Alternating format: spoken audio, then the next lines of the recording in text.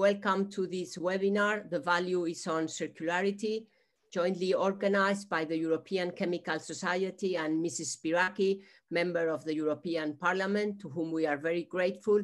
And I will leave the floor now to her. She's going to give some opening address. Thank you very much, Mrs. Spyraki. The floor is yours. Thank you very much. It is an honor and a pleasure to have you all here in this webinar. It is important to have so significant stakeholders and such a very high level of representation of all institutions. I would like to start with this remark. The current crisis makes the circular economy more relevant than ever. At 2016, the EU recovered 53.3% of its garbage, according to the Eurostat data. Also, over 90% of the raw materials used globally are not cycled back into the economy, resulting in massive overexploitation in the finite natural resources of our planet and burdening our climate. The Organization for Economic Cooperation and Development forecasts that despite improvements in material intensity and resources efficiency and the growth in share of services in the economy, global material use will more than double in 165 billion tons in 2060. That was before the COVID pandemic. Today, single-use masks, latex gloves, and other personal protective equipments have become a feature of our daily lives, and for a good reason. Before the pandemic, only 15% of hospital waste materials around the globe was considered dangerous. Today, 20%, at this period of time, 20% was contagious and 5% was harmful because of its chemical or radioactive properties, according to the World Health Organization data of 2018. The COVID-19 crisis is leading many parts of the world to look critically at how they organize their supply chains. In fact, one of the lessons that we learned from COVID-19 crisis is the need to reduce dependency and strengthen the diversity and security of supply. Improving the resilience of critical supply chains is vital to ensure both the clean energy transition and the energy security. Until now, and allow me to give once again data, China provides 80% of EU supplies of rare earth elements.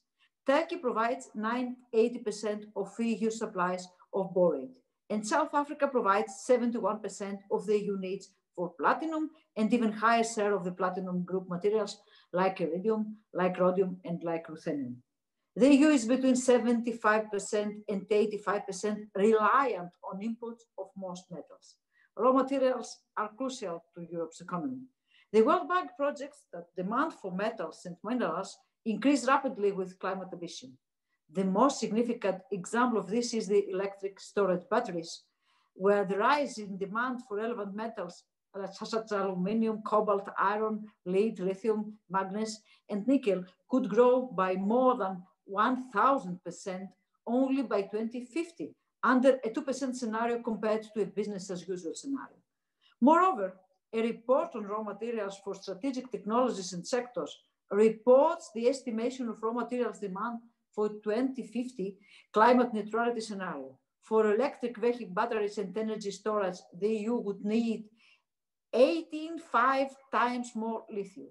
18.5 times more lithium. You know, what is lithium and how important is it for the battery sector? 5 times more cobalt in 2030 and almost 60 times more lithium and 15 times more cobalt in 2050 compared to the current supply of the whole EU economy. Demand for rare earth used in permanent magnets for electric vehicles, digital technologies, or weed degeneration could increase tenfold by 2050. So the demand is huge and the needs are huge as well. Of course, many factors influence the supply of raw materials at a high growth rate. It is the new industrial strategy that it is in a way trying to understand that we have to reinforce Europe's open strategic autonomy. This is the key term that we use in our text concerning the way that we will move forward. And of course, the economic importance and supply risks are two main parameters used to determine critically for the EU. At the same time, knowledge and intelligence are preconditions for informed decision-making. The Commission already developed the raw material information system, and it will reinforce it. From the financial perspective, the European Investment Bank has recently adopted its new energy lending policy, in which it states that the bank will support projects relating to the supply of critical materials needed for low carbon technologies in the EU. That will mobilize support for compliant exploration, mining and processing projects for critical raw materials sustainably and responsibly. Concerning the last item that I would like to mention in this very short intervention, I will talk somewhere on an issue which is very close to my heart, because I was the first author of the motion for resolution on chemical strategy for sustainability. As you already know, some days ago, the chemical strategy for sustainability was communicated by the Commission. Among others, chemicals recycling was covered to some extent. The Commission underlines that it is a clean circular economy. It is essential to boost the production and uptake of secondary raw materials and ensure that both primary and secondary materials and products are always safe. The recently adopted Circular Economy Action Plan 2 has shown that this requires a combination of actions upstreams to ensure that products are safe and sustainable by design, and downstream to increase the safety and trust in materials and products. Consumers' value chain sector, as well as waste operators, therefore must have adequate information in order to make informed choices. In this regard, I would like to conclude with this. Green Deal is the European roadmap of our common future. In order to move forward, we need high performance of implementation of Circular Economy Action Plan 2 in all levels. It is at local level, it is at national level, but it is also at the European level by monitoring the implementation of this action plan. Thank you very much once again for your attention, and looking forward for your contribution in this very high level and very, very important and very interesting webinar. Thank you. Thank you very much, Mrs. Spyraki, for this very interesting introduction. And now let us move to the first speaker of the session, which is me. Well, as I said, first of all, I would like to thank the host, Mrs. Maria Spyraki, and her assistants for making this event, which I have the honor to open on behalf of the European Chemical Society, happen today. The European Chemical Society, shortly EuChemS, is a supranational organization based in Brussels, which coordinates the work of 42 chemical societies from 33 different European countries, plus Israel, Turkey, and Russia.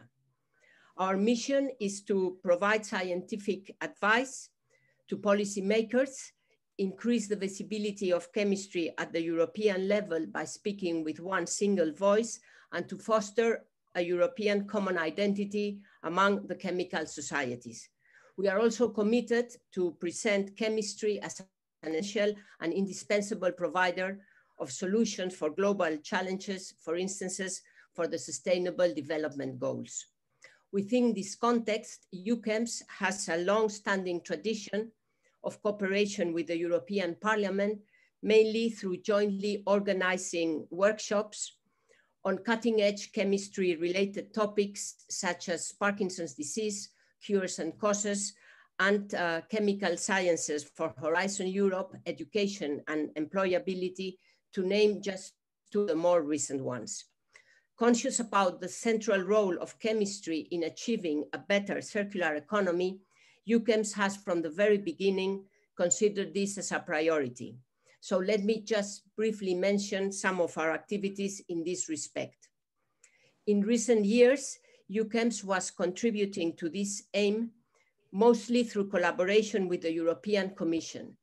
Within this framework, we have participated in several high-level circular economy missions taking place outside Europe to promote sustainable and resource-efficient policies. In 2015, we held a workshop at the European Parliament dealing with endangered elements, and in addition, we provided detailed responses to the European Commission public consultation on circular economy, as well as on the Green Deal, which Mrs. Spyraki has mentioned, and to other relevant debates as Horizon Europe. The webinar we are holding today is yet another example of a good science policy collaboration, which can also be regarded as a follow-up of the many activities EuChemS carried out to celebrate the International Year of the Periodic Table, which, as you all know, took place in 2019. In this respect, I want in particular to refer to our EuChemS iconic thought-provoking periodic table, which stimulates debate on how we use, misuse, and recycle the 19 natural elements that make up everything. This periodic table, which was first disclosed precisely at the European Parliament in a very interesting session last year, turned out to be a great success in academia, as well as with the general public. It was also featured by several media. It was the subject of lectures in schools and universities and exhibited in scientific events, among others in the opening and closing ceremonies of the International Year of the Periodic Table. Thousands of copies of it, which is available in 31 languages and freely downloadable from our EuChemS website, have been distributed among schools, teachers, and scientists with the intention to raise awareness of the vulnerability of the chemical elements. Thus, the webinar we are having today is very much linked to the ideas behind our periodic table, and as Mrs. Spyraki has already mentioned, some of the elements which are most relevant for our future. A very complete and interesting program lies ahead of us today, and we are honored to have speakers from all the stakeholders involved, academia, research, industry, and from the European Commission, belonging to two different DGs, one from Research and Innovation and the other one representative from DG for Growth. So now, before we move to our first speaker, let me kindly remind all the panelists that their presentation should not exceed 10 minutes, and by doing so, we will have time to take questions at the end of the workshop. I encourage all participants to ask questions using the chat option, indicating to which panelist your query is addressed, and then we will deal with them in the questions and answer sessions at the end of this day. So thank you very much, all of the participants, and without any further comment from my part, let us move to our first speaker, Professor Nicola Armaroli. He's a research director at the CNR, the Italian National Research Council. He has precisely been the EuChemS representative on several occasions on these overseas circular economy missions that I was referring to.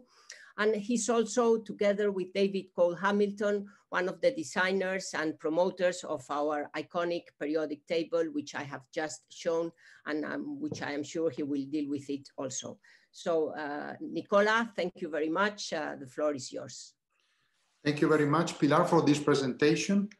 And let's go with the topic. Critical elements. What are critical elements can be well explained by our periodic table. In this table, each element is represented as big as it is its relative abundance on the Earth's crust or atmosphere. And there are colors. Colors relate to the use that we make of them and the availability in terms of the supply that will be expected for the next decades. So there is limited risk, medium level risk, or high risk, going from yellow to orange to red. So there are several red spots already, and this is a problem that we have to face and we have to discuss. This is available in many languages, and you can download them, download it from our website. So let's go to transportation. About 100 years ago, there was an epic battle of car technologies, and in New York City, 100 years ago, the number of electric cars was higher than those of based on combustion engines or even steam. Some of them were based on steam.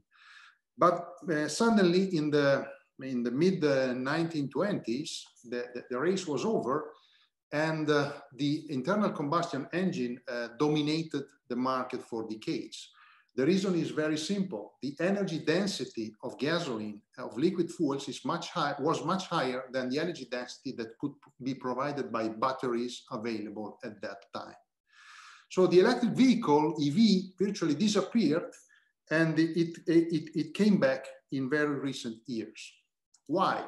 Because there was a key enabling technology that was invented, the lithium-ion battery. That was, its inventors were awarded the Nobel Prize in Chemistry last year. And why it is enabling? Because with lithium-ion batteries, finally it was possible to make cars which are comparable in size, weight, and performance compared to internal combustion engine cars. So the world changed completely in the transportation industry. So why lithium?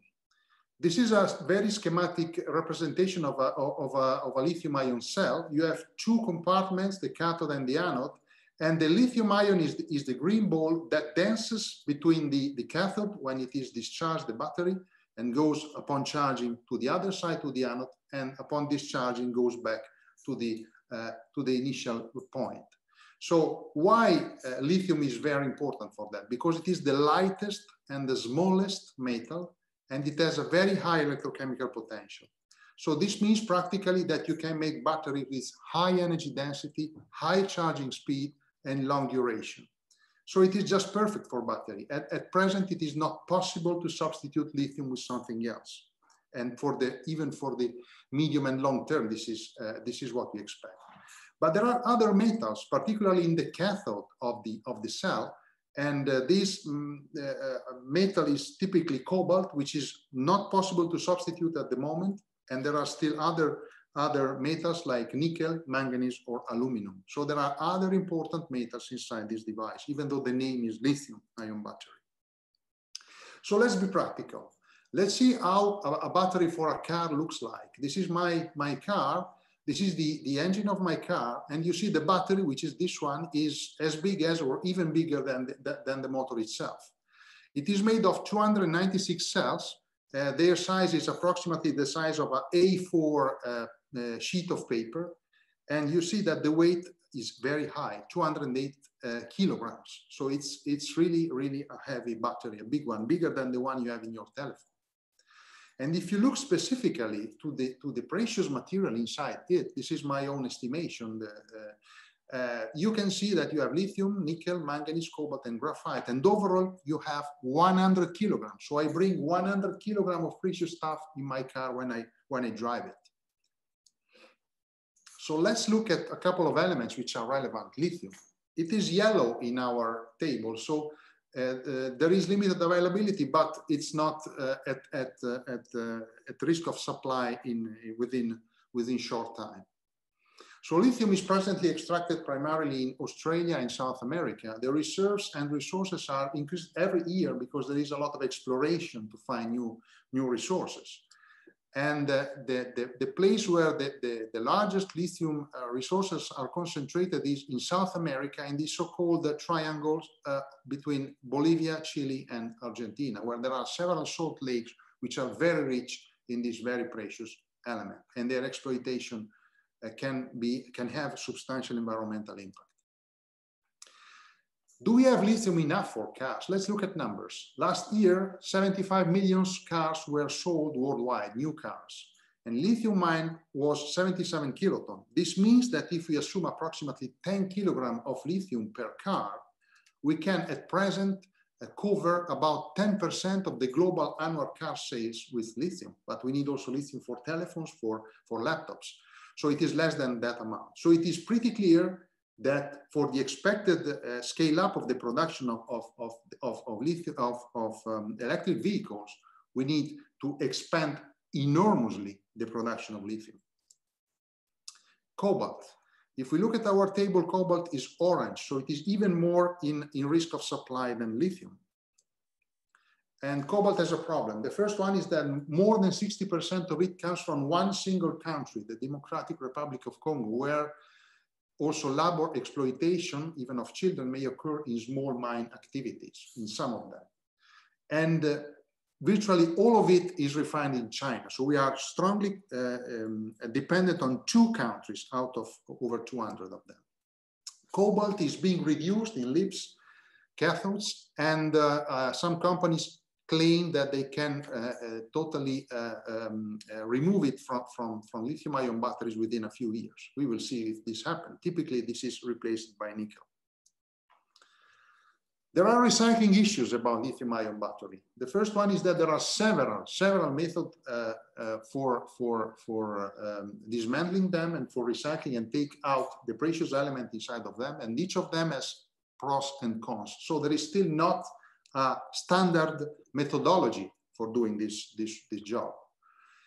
The other problem, a big problem, is that LIBs occur in different forms and size. They can be pouch, they can be cylindrical, and this means that there is no standard disassembling protocol. So this is something that has to be implemented, and it would be great if companies would agree about the type of cells, but this is very difficult to implement because there is a strong competition among car companies. Lithium-ion batteries are designed for performance and duration primarily, and not for recycling. That's another problem, but we have to start thinking about them more and more for recycling. And only some parts of them are economically attractive for the market. For example, cobalt is attractive to be recycled from batteries, but lithium much less. So there are several problems, and these are problems that we have to face in the years to come. So one can wonder, well, why, Nicola, we must electrify transportation? There are several good reasons. Let me just remind you a few of them. First of all, an electric car can be a closed system powered by renewables. This is again my car. My EV car, as every EV car, does not exchange any matter. I have 100 kilograms of precious stuff in my battery, but it always comes with me. I bring it all around wherever I go. This car only needs electricity, and this electricity, that's the important point, can be 100% renewable. Why? Why? Because in the free market, you know that you can choose your supplier. You can choose a supplier that only provides you renewable electricity. You can do it in the free market of the European electricity system, and even in many other countries, of course. And you can also be the producer of your electricity if you are able to make it on the roof of your house. That's another possibility that many electric drivers implement. This is a completely different story compared to my old car, my old diesel car. When I made calculations, I was embarrassed because this car, after 14 years, my car, burned 7 times its weight in terms of fuel and emitted more than 20 times its weight in terms of carbon dioxide. So this car is an exemplification of the linear economy. We use a lot of materials and we burn it, and we use the atmosphere as a dump. This is a linear economy. With the electric car, I can change radically the system because I have my battery, it is always the same, and at the end of the lifetime, I can recycle it. Another good reason to go to electricity with cars is that they are 3-4 times more efficient than combustion cars. My battery in my car is 40 kilowatt hours. In terms of energy, it equals to 4 liters of petrol. I can drive 280 kilometers with this car. This means that practically the car that drives 70 kilometers per liter already exists, and you can buy it, and you can drive it already right now. Someone could ask correctly, what about electricity consumption? Should we scale up immensely the electricity production in Europe, for example, for going to transportation by electricity? That's not the case. In Europe, we have about 300 million cars on the roads. The average mileage is written there. And if they were all electric, you understand that it is a hyperbolic assumption, they would consume 630 terawatt hour per year. But in Europe already, right now, today, we already produce more than this amount already by renewables.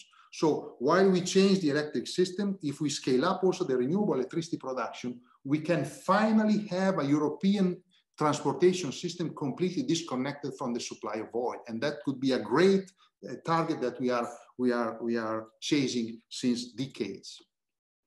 But let's be aware that EV, electric vehicles, are only a part of the solution for the transportation system. We need public transport, we need railways, we need car sharing, autonomous drive, bike lanes, and so on. So we never forget that we don't have to replicate the present internal combustion engine system and make it electric. That's not the strategy. The strategy goes in the direction of the slide you are seeing right now. So there is a lot of work for legislators, let me tell it. First, we need a regulatory framing of the supply of lithium, cobalt, and other critical elements to prevent environmental degradation and human exploitation in other parts of the world. We need strict rules for second life use of batteries and end-of-life recycling of EV batteries. We have to support the growth of a EU-based battery industry because Europe is very strong in manufacturing and making batteries manufacturing, and we have the know-how. And when I mean industry all the way from production to recycling. And you have to redirect subsidies away from fossil fuels to renewable energies because we need renewable energies to power the transportation system. And you have to promote the development of public transportation and bike lanes. So the homework for legislator is very long. It can be longer than that. Let me finally highlight one point. We live in Europe, a big European paradox. We possibly have the best quality of life on earth. We are lucky guys. But our inviolable prosperity is based on energy and mineral resources coming from other continents. Let's never forget it. So it is our utmost interest, first, a peaceful world where fair trade of critical materials is implemented.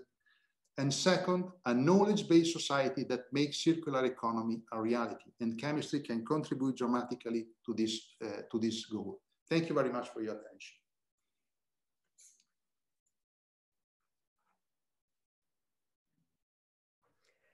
Thank you so much, Nicola, for your very interesting talk. And now let's move to our second speaker, Dr. Barend Verachtert. He's the head of the Materials for Tomorrow unit in the Research and Innovation DG. And within this DG, he has also held positions in the field of SMEs, bioeconomy, and agri-food. By training, he is a PhD in biology from the University of Leuven. So thank you very much, Dr. Verachtert, and the floor is yours.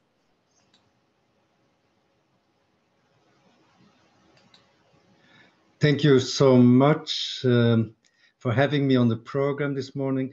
Can you please confirm that you're hearing me?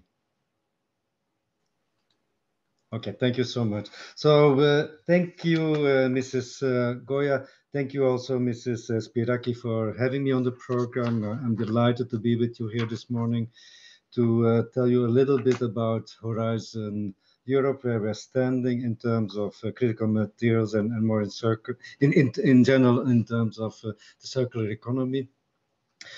Before moving into the actual subject matter, I'd like to tell you also a little bit of the background under which Horizon Europe has been developed over the last months and years indeed. So when this new commission came into place, the von der Leyen Commission, evidently the first major political initiative was called the European Green Deal. It was there for very good reasons. It is also the subject of today's seminar. So how can we envisage for ourselves a truly sustainable future, and how can we organize it in such a way that it is truly inclusive and leaves no one behind?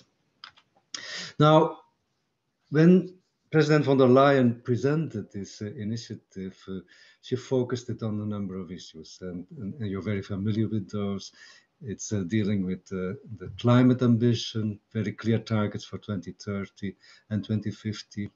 It's about renewable and reliable and secure energy supply. It's about bringing on board also the industry as major economic operators and who often are seen as part of the problem, but more and more so can become part of the solution as well. It's about resource efficiency. It is about a clean environment and about having a safe and secure food supply system.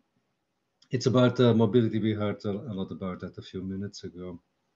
Now, in this whole range of new policy initiatives, the Commission has recognized the central role of research and innovation. So when we are developing a policy, evidently they need to be evidence-based, but also when we're developing the solutions that we need to bring into place, then new technological developments, new innovations, new research will become part of developing those solutions. And that's one of the reasons why we have started putting in place Horizon Europe. So Horizon Europe is there, but already now under the existing framework program, Horizon 2020, we have launched the so-called Green Deal call, which was an immediate response to this European Green Deal initiative and policy framework.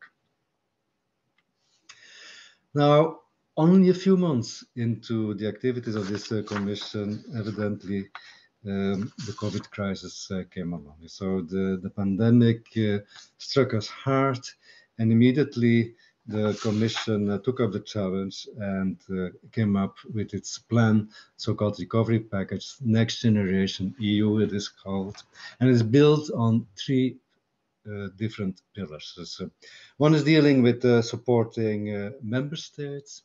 One really is dealing with and looking at the role of the economy, and more specifically that of industry. So boosting private investment, supporting the industry in this crisis. And then very importantly also, this is about learning the lessons from the crisis. You will see that when we're dealing with the current crisis, we believe, we are convinced that a large part of the longer term approach needs to build around a green, a digital, and a resilient Europe. Only when we get that right, we will develop the tools and the means to be better prepared for future such crises, and evidently to emerge even stronger out of the current crisis. And so the twin green and digital transitions are going to be vital for that. And this now brings me to Horizon Europe. So Horizon Europe, well, the first thing I really need to say, I need to thank Mrs. Spyraki and the European Parliament in general for the really strong support that they are offering for the development of Horizon Europe, and indeed in the context of the current budget discussions which are ongoing. You will be aware that the multi-annual financial framework program for Europe, so the budget for the European Union for the years to come, we are now in its final stages to flesh out where really the focus should be and how much of the budget should be directed, for instance, for research and innovation. And we are very grateful for support of the European Parliament in ensuring that Horizon Europe will indeed have a very competitive, effective and strong budget to roll out. We are also in the final stages of making all the legal decisions in establishing Horizon Europe. And if everything goes well, we would expect that in the first few months, probably in the spring of next year, we should be in a position to start the first calls for proposals under Horizon Europe. So in other words, to start the first work program. Horizon Europe, you will be aware, is a very big and very complex program. So on basis of the council proposal, we are looking at a budget currently of around 85 billion euros, which will be rolled out over 7 years. And it covers a whole range of activities, starting with the European Research Council, which is really looking at cutting-edge research, so low technology readiness levels, and going all the way to the European Innovation Council, which is really there to support companies and industries to move forward and to bring forward the results of research and turning those into practice, into new products, into new production methods, into new innovations. A major part of Horizon Europe is built around what we call clusters. One of those clusters is called Digital Industry and Space. Another cluster is called climate, energy, and mobility. And yet the third cluster is called food, bioeconomy, natural resources, agriculture, and environment. These are only 3 out of 6 major clusters that we have planned for under Horizon Europe, but these are truly the clusters that are central to the circular economy and so central to the support that we will try and offer to rolling out the circular economy. So when we're looking at digital industry and space, really this is a cluster which is building on the twin green and digital transitions. So we see an extremely important role for the Green Deal, as also mentioned by Mrs. Spyraki, and evidently we see a strong role for digital technologies in helping to make it happen in a supporting way, in all sort of fashions, going from big data to over robotics and you name it. Resilience is also a very strong focus. And why is that? I think if there's something that we have learned, for instance, from COVID, is that we will depend more and more on our own resources, on our own intelligence, on our own methods and ways of doing things in order to prevail and in order to come out stronger as Europe now and in the future.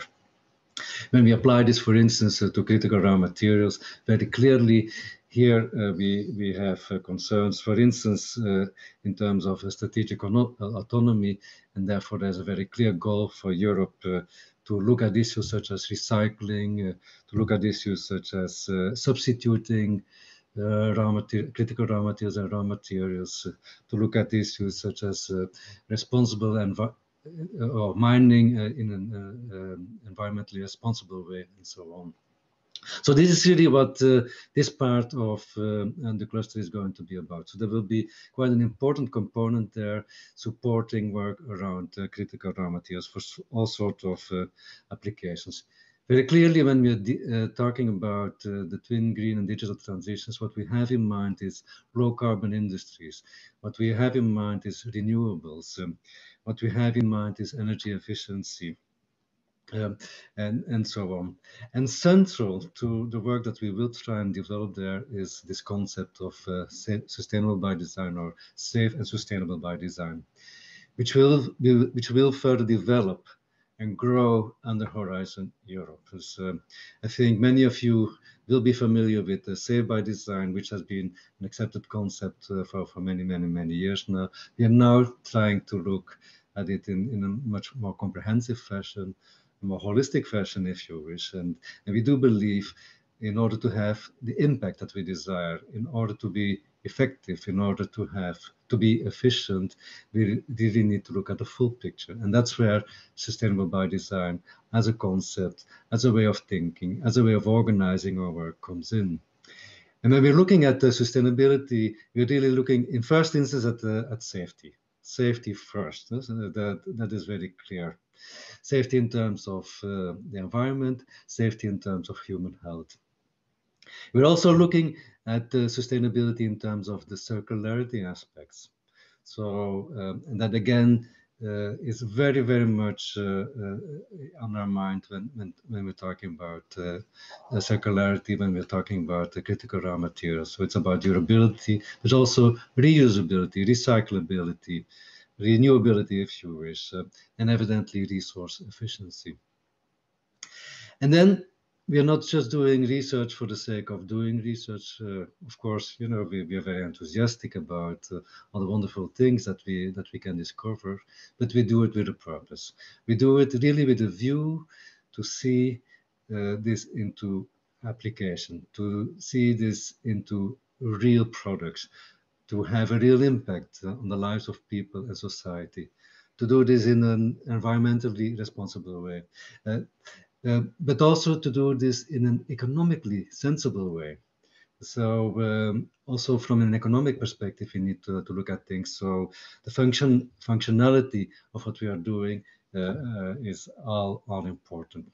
And so when we are setting up our work programs, when we are thinking through where we should put the focus, when we are looking at things, that we should prioritize, we always have sustainability by design in mind. So we're looking at the full life cycle. So starting from sourcing the materials, transforming those materials into chemicals or other materials, into products, trying to understand what's happening with those products. Can they be recycled? Can they be reused? Can they be repurposed? Can then they become maybe another source for another part of the production process and so on. So looking at the whole life cycle assessment is really key to this.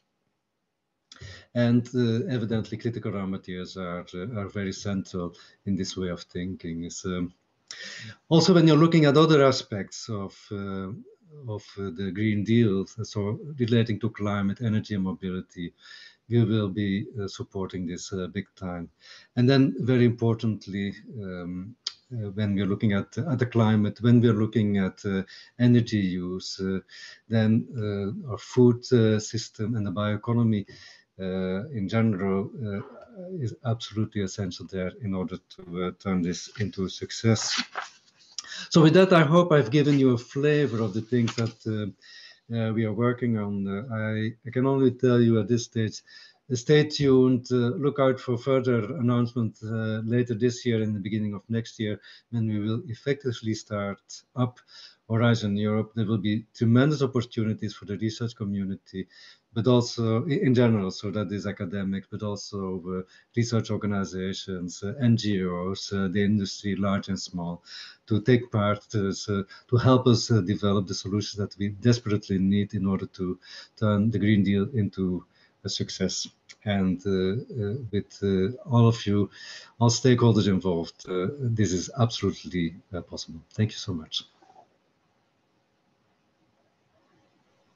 Thank you very much for having illustrated us how Horizon Europe will deal with critical elements and circular economy.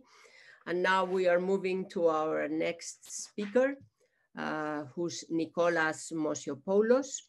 He's a full professor at the School of Mechanical Engineering of the Aristotle University in Thessaloniki and the head of the Laboratory of Heat Transfer and Environmental Engineering. He's a real expert in energy and the environment, as illustrated by the numerous competitively funded projects that he has got from the EU. And today he's going to talk about the use of alternative fuels as a key strategy to address the Green Deal. So thank you very much, Professor Moussiopoulos. The floor is yours. Thank you very much, Pilar. Ladies and gentlemen, I will try to convince you that we will need in future increasingly alternative fuels, primarily synthetic fuels, for addressing the Green Deal. I'm glad that I heard Nicola, because I will touch some of the things that he said, because I believe that it is really a question to what extent electromobility can solve the problems alone. So everybody knows that after Paris, we should reach the net zero situation in the second half of the century by not adding any more greenhouse gas emissions to the atmosphere. And this is, of course, a very tough target. Indeed, we know that the International Energy Agency had projections that the fossil fuels would gradually increase, and this has to change, of course. Actually, the extracted quantities should be reduced by as much as 75% until the mid of the century. And the same agency also suggested ways on how to meet the Paris climate goals by the mid of the century. And you see here that they more or less rely on the possibilities that we have to increase the efficiency in the energy sector, of course, to add the share of the renewables in the bouquet of energy, and also to switch fuels. I should say to this that indeed, electrification in all domains is really a must, given the fact that solar and wind energy primarily will lead to much more renewable energy in future. But there are limits. Already Nicola pointed out some of these limits. I believe that there are, especially in the mobility sector, fields like shipping, aviation, and even the heavy duties, where a full electrification is certainly not possible. So we will have to continue to rely on liquid fuels or on hydrogen. Hydrogen has been introduced in our political life already for some years ago. Several people discuss on hydrogen and suggest how hydrogen could be changing our life in the energy system, but I'm not sure that there are really many realistic full concepts that are on the table. To me, only one concept is really complete, and this originates from Franz Josef Rademacher, to whom I had the pleasure to confer a honorary doctorate some time ago. And together with a group of colleagues and friends, we are in the meantime working in the Global Energy Solutions Association, which was recently, as you see here, founded. The idea of Rademacher is actually based on methanol economy and also on soil improvement for closing the carbon cycle. And the most comprehensive way to present the idea was suggested by Professor von Weizsäcker, the honorary president of the Club of Rome, whom you, I think, know. Actually, with the help of solar energy, we will have the possibility to conduct the electrolysis of water to produce hydrogen. This is clear to all of us, especially to you in EuChemS, I believe. But Rademacher suggests that we proceed by producing methanol out of hydrogen and carbon dioxide. It's really an interesting question how this carbon dioxide could be supplied in an economic way, but I don't have time, 10 minutes are not enough. In any case, in the discussion, I could explain more on that. And if you have synthesized methanol, you could proceed also to other liquid fuels. I will come to this in a moment. But methanol or other fuels could be burned, as we do this today, in industry or vehicles. This would, of course, lead again to the production of CO2. But as you can imagine, and as this seminar has to do with circular economy, we recycle CO2, and we can do it several times.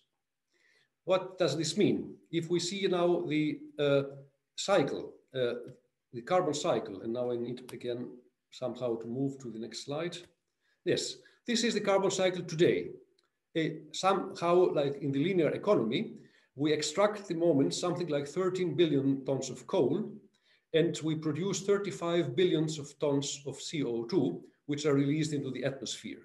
And what Rademacher suggests is really to move to a situation where we would have only 25% of the extraction from the earth, producing 10 billions of tons of CO2.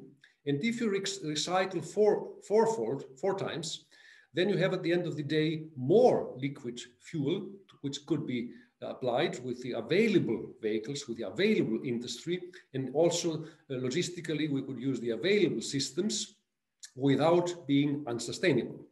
And of course, the remaining 10 billions of tons could possibly easily be sequestrated with the earth if soil improves, and we need to improve the soils, and we should reforest again in some areas of the world in order to meet the needs of the increasing population, the food needs for the population. Now I will not avoid showing you some numbers. In fact, today we have 7.5 billions of people at a GDP of 80 trillions of euros, in an unequal situation, especially between countries. And please try to memorize the numbers below. More than 80% of the energy system today is based on fossil energy, which is entirely extracted. Only 5% are new renewables, and the rest is older renewables, hydro, and nuclear energy. Again, if we keep these 100 units of today and see what Rademacher suggests for 2050, the 100 is exploding to 340. Actually, large part of these 340 140 actually, to see it exactly, would be used for the recycling. But following several colleagues and like Jeremy Rifkin, for instance, if this is at the almost zero price, at a very low price, then it is easy to materialize this recycling. The 5% which we had 2020 explode to 75% new renewables, okay, for the direct use of electricity or for whatever else. And the fossil carriers are increasing from 81, which we had before, to 125, although only 1/5 would be extracted from the earth. So we would have here a sustainable possibility in order to work also in future with liquid fuels. And we should be careful. I always hate hearing this word decarbonization. Nothing against carbon. We should defossilize. And this is a solution where we would still have carbon in our system, but in a sustainable manner. I don't want to bore you with technical details, because the only thing I would like to show here is that what Rademacher suggests are the green boxes in this overall system, because of course, we want to continue developing the batteries. We want to continue having better CCS and CCU techniques beyond the methanol economy world. We need other technologies, of course, also to lead to methane or ammonia, which are also in discussion for the Green Deal. But of course, we should concentrate on the chances to use methanol. EuChemS would be really very competent partner in discussing all these things, because the crucial point here is how expensive is the energy which we need for all these things. And the calculations show if we come below 2 euro cents per kilowatt hour for the process of electrolysis, then we can be very competitive, starting, of course, with methanol production in Africa. And this is the original idea of Rademacher, to start in Sahara, close to the coast, because what he says is we don't need energy transition, actually, we need energy transport transition. No oil from Saudi Arabia, but why not methanol from Sahara? In Europe, this would be a little more expensive, but if you see now the following slides, Lazar 2 weeks ago gave numbers that we are already not far from 2 euros per kilowatt hour. And also Lazar shows the trend of photovoltaic prices, showing that in the last 2 years, we went down by about 20%. So it is totally realistic that what Rademacher suggests could become reality very soon in Africa. And what I suggest also is also in the southern part of Europe, Andalusia and Greece, and why not Italy? They have also the chance, these countries, to compete with Africa if the prices are low enough. And by the way, all these synthesized fuels are extremely good ways to store electrical energy. You can produce methanol, for instance, in an island, in an isolated community, and use it whenever you need it. So the whole world is not only batteries, it could also be synthetic fuels. My last slide, Pilar, with this idea, if it is be materialized, we can achieve CO2 neutrality with this carbon recycling. We can, of course, as I said, I didn't have time, we can maintain rainforests, and we should keep soils in good order in order to store carbon, because we need them anyhow already for producing food for all mankind. And the fact that Africa is cheapest at the moment is not bad, because with the Marshall Plan for Africa, which is being suggested, we could create millions of jobs there, avoiding migration fluxes to Europe. We could reduce global inequity. And of course, we hope that this would help stabilizing also the world population. For me as an engineer, and this is my last remark, we should help the industry survive. It is always bad to say, stop, don't do that, because you cause only high trouble to the countries. We should, by this, avoid crisis of the economy, and we also should avoid having international tensions which would originate from any economical stifling of individual countries. And at the end of the day, with this, we should try to achieve the SDGs, which of course are a target for all of us. Thank you very much for your attention. Thank you so much, Nicolas, for this very interesting overview of how we stand in terms of alternative fuels, which you have illustrated so many concise and impressive data that really give us something to think about. Now we are going to move to our next speaker, who is a completely different topic. He's a participant from industry. It's Christian Hagelüken. He's the director of the EU Government Affairs at Umicore, and he was also the head of precious metals refining unit in the same company. He holds university degrees in mining engineering and industrial engineering, and he's going to talk about urban mining and the recycling of e-waste. Thank you very much, Christian. The floor is yours. Thank you very much, Pilar, for the kind introduction. I hope everybody can hear me and also can see the screen. Talking in 10 minutes about this complex topic is not easy, so I will go into medias res immediately. Just very brief introduction on Umicore as a company. We are a globally active materials technology and recycling group. Active mainly in three business areas. We are one of the 3 leaders globally in automotive catalyst. We are a leading supplier of rechargeable batteries and fuel cell materials. So we are both active in the classical mobility, but also in the new mobility.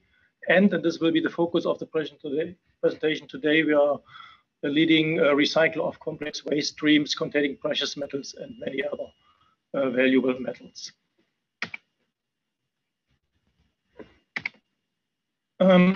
Why is urban mining important and attractive? It's pretty easy to understand if you just look at this slide. If you compare the ore grade you have in many primary ores with the ore grade or the metal content we have in many of our products, products of today can be much richer than mines. And to give you here the example of gold mining, the average gold content in mining globally is well below 5 grams per ton of ore. So you have to mine a lot of dirt to get access to very little gold.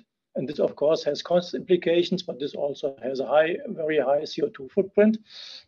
And if you compare this, for example, with the gold content you have in motherboards for computers, or also in mobile phones, you have much higher concentrations of gold. In addition, you have platinum group metals, you have copper, you have nickel, and many other metals. So in principle, you have the big advantage of having high-grade materials, which has economical benefits, but also environmental benefits. On the other side, you have the challenge, or the big question is how to accumulate millions of discarded end-of-life products into an urban mine of a reasonable, in the sense of economical viable size. So in this context, effective collection is really crucial for economic viability. I will give you an example. If you take a mobile phone or a smartphone, if you buy a smartphone today, you can easily pay up to 1,000 euros for a single device. If you look at how much metal value is in the smartphone, it's only a bit more than €1. And this even at the current very high prices we see for gold. And by the way, gold is responsible for about 75% of the metal value. So the incentives, €1 metal value in one phone is not very high to do recycling. On the other side, if you are capable of collecting about 50,000 mobile phones or 5 tons of mobile phones, if you put this at the gate of our precious metals refinery, this shipment has a net value, so already considering the recycling costs, of up to 50,000 euros. So this now looks much more attractive. And if you take the total value of all the phones sold 2019 in the world, which had been 1.8 billion, the total metal value in this is about 2 billion. And this, again, is a significant number. But it's not only about value, there's more than value. Electronic scrap is a good example that you have a mix of valuable materials, but you also have hazardous materials in this. And the trick of responsible recycling is to recover the value without creating problems with hazardous emissions. Unfortunately, the most economic way would be to recover the valuables and socialize the hazardous materials. So what we need is a very strict, very controlled processes that make sure that also there is a clear and state-of-the-art environmental health and state processes are used. However, recycling does not stop with collection. It's a first step, but to be effective in recycling, it requires an optimized process chain. It starts with collections. Afterwards, you have what we call pre-processing. So it's a combination usually of manual and mechanical steps to disassemble quite complex materials. Think about a car, think about a computer, and so on. In pre-processing, you make different fractions, and these fractions then have to go to the most appropriate end processing steps. End processing usually is done by chemical metallurgical processes. Unfortunately, of course, in all these steps in the recycling chain, losses do occur. Losses can occur because end-of-life products have not been collected, or because after collection, they have been exported to dubious destinations, which is a big challenge today for electronics, but also for end-of-life vehicles, for example. In pre-processing, especially if substandard treatment is used, you can have losses in wrong fractions to landfill and so on. And of course, also in metallurgical end processing, you have certain residues which incur losses. It's relatively simple, but the efficiency of a total process chain is nothing else than the product of the efficiencies of every single step. Here an example, how good is the efficiency of gold in recycling of electronics. If you would have a collection efficiency of 50%, a pre-processing efficiency of 70%, even with very high end processing efficiencies in the chemical step with over 95%, the bottom line efficiency is only 33%. And this is, even for Europe at the moment, a little bit where we are in reality. So even for an expensive metal like gold, we're not really there to close the loop. What are the main drivers for recycling? Certainly economic value plays a big role. This can be intrinsically, so from the metals contained, but of course it also can be created externally, for example, the deposit fees or lease fees. In this context, also business models play a big role, and legislation. But with legislation, we have to make sure it's also well enforced. In many cases, we have good legislation, but weak enforcement. So the main challenges we face today in electronics recycling is insufficient collection, illegal waste exports, substandard treatment, which leads to high metal losses and also to environmental damages. We also have to be aware that the recycling rates we report today at member state level in reality more reflect the collection rates. They don't reflect the physical truth. So the steps afterwards, the losses after collection usually are not covered in the reported recycling rates. Just to give you an example, it's of the final metallurgical step, because it's only at the end of the recycling chain in the chemical metallurgical processing that the loop physically is closed. This is an example of our plant in Hoboken, close to Antwerp. And as you can see from the picture, it's a pretty big scale plant. Economies of scale are important. You also have very sophisticated processes. It's not only treating e-scrap, but it's also treating catalysts, other industrial wastes, and so on, with up to 500,000 tons of material per year. So really a large plant. But with this mix, you can find an optimal way on the one side to be very energy efficient and also to achieve high yields. In our case, we are recovering 17 different metals in the main process, and there is an additional specialized process also for lithium-ion batteries. But of course, to be successful in closing the loop, we have to make sure end-of-life products or fractions thereof finally are entering into such plants. Let me conclude. This is my last slide. There are still significant effort needed to become circular, especially for electronic products. because we have to strive to close the physical loop. We don't need to close the loop on the paper. We really need to close physical loops and recover materials, metals in a quality that they can be reintroduced into new products. True circular economy requires a fundamental change in the way we develop, design, use, and recycle products, especially those products that have a high relevance for critical raw materials.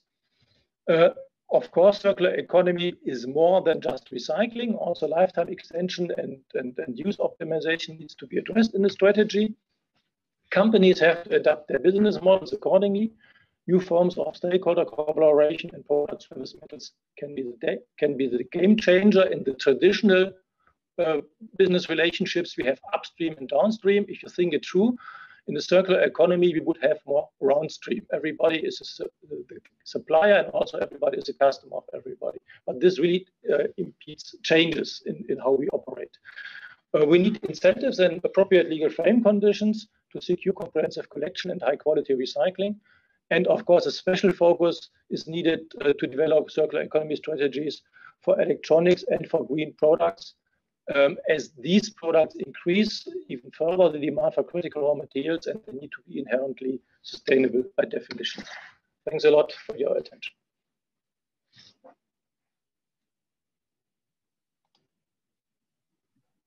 Thank you very much for pointing out how there are still significant efforts needed to really to look forward to a circular economy, which is the seminar or webinar we are holding today. And now we are moving to our next speaker, who's Peter Handley from the European Commission. He's currently the head of the Energy Intensive Industries and Raw Materials Unit at the DG for Growth, and he was previously head of the Resource Efficiency Unit at the Secretariat General, where he dealt with 2030 climate and energy package and also with circular economy. So please, Peter Handley, the floor is yours. Thank you.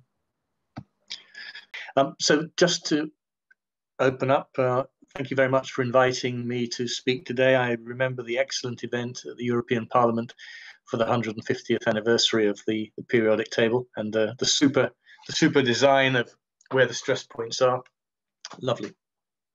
I'm not going to repeat all the things that Barend has already covered, so I'm going to focus a little bit on two things: the criticality work itself, the action plan, and bring out an action that we're already going to be taking this year, which is very much about the circularity or the recycling.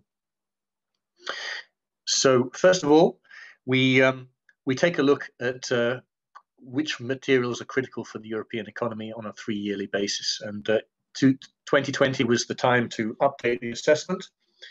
And the results are that the list is largely stable from one exercise to the next. So this time round, we have 30 critical raw materials. Do I need to press something? No. We added bauxite, which of course is vital for primary aluminium production. Lithium made its way onto the list, and we all know why lithium is there. And two materials that we screened for the first time. We screened them because they were on the American list of critical minerals. And when we looked at them, we found that titanium and strontium were also critical for us. These are essential for critical alloys, which go into some of the very strategic sectors of the economy, like aerospace and defense. We also decided not to put on the list, but keep under very close watch helium and nickel again for various obvious reasons. Essentially, our exercise looks at two big parameters: supply side risk and economic importance. And we look at the various possible points where there can be pinch points across the value chain. So it can either be at access to the raw ores, or it can be at the refining stage. But aside from those two big parameters, we're also looking at things like the quality of governance in countries where we source from. We're looking at environmental constraints, and we're also looking at the amounts that we can source from recycling, so the secondary raw material potential contribution. One thing that we're worried about a lot is over-concentration on one or two sources of supply. This map shows you the main countries where we get our critical raw materials from. As you can see, a lot of it comes from China, almost 100% of some of the products like magnesium and the rare earths. But even in Europe, we flag up that even though we may produce certain things like germanium or silicon metal or hafnium or gallium in Europe, it's a vulnerability if there's only like one or two producers, because if they go bankrupt or they get bought out by foreign interests, then we may have a supply risk that we didn't have before. Could I have the next slide, please? One of the new ideas coming out of the industrial strategy, and also brought out more clearly in the recovery plan, is that we have what we call these industrial ecosystems. These ecosystems are things like aerospace and defense, electronics, mobility, the energy intensive industries, and the rest you can see. And what our commissioner asked us to do was to show the contribution of the critical raw materials to these various ecosystems. And this we've done in this table, which came out with the action plan. But it's also influenced our thinking in the recovery plan, because one of the proposals made in May by the Commission, which unfortunately the European Council did not maintain, was that we need to have a strategic investment facility for things like cutting edge digitalization technologies like 5G or quantum computing, but also the critical raw materials needed for these various strategic value chains was identified as an area deserving priority investment.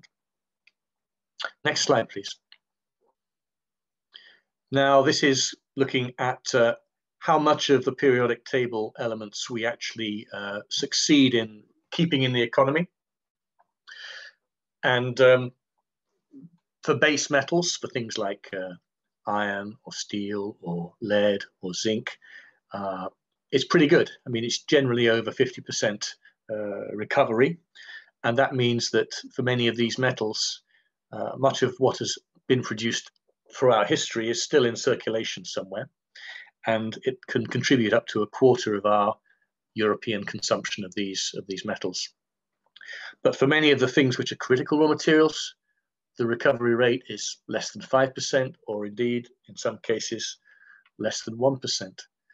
And as we've already heard from previous speakers, you in the case of waste electronic and electrical equipment, you've got a lot of very important critical raw materials in very small quantities, which makes it rather uneconomic to recover them.